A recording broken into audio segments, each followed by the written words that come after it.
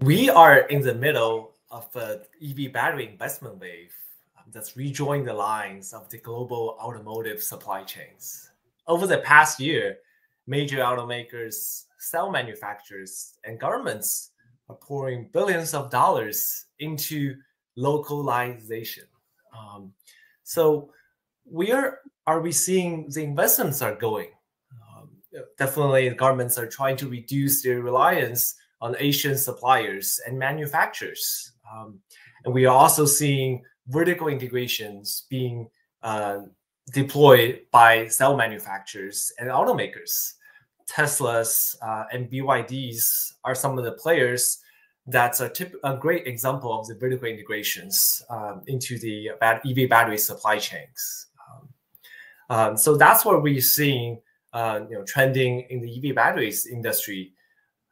Securing the upstream materials and minerals, and also vertical integrations. And Adam, you've been tracking some of these very closely. What are some of the trends you're seeing in the market? Thanks, Chris. Yeah, definitely. This is really a tale of three regions, China, Europe, and North America. And outside of China, the EV battery manufacturing sector is really facing significant pressure, similar to the EV industry, with slower than expected EV adoption. And this has led to a cancellation or delay or changes in about 400 gigawatt hours of announced battery production capacity in the US and Europe. And there's another 1,200 gigawatt hours globally at risk. Most of that is in Asia and is less at risk, but a significant portion sits in North America, and that's most at risk.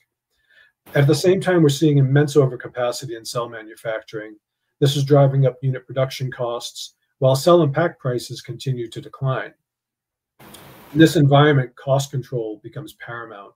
And there's a lot of areas within the cell production manufacturing process that are really ripe for cost containment. This is in quality control, coating, drying, and the formation stages.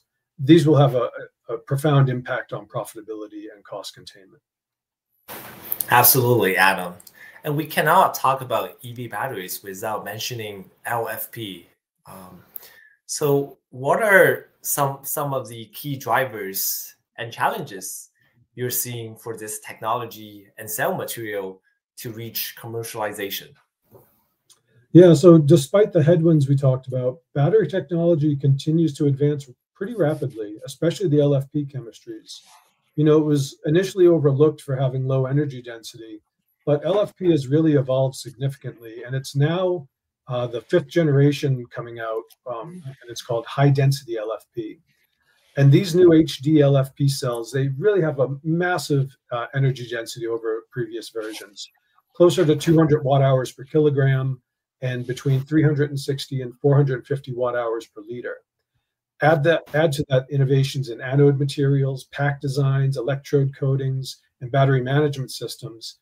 All these are really enabling HDLFP to compete and potentially displace some of the mid-nickel chemistries like NMC 532.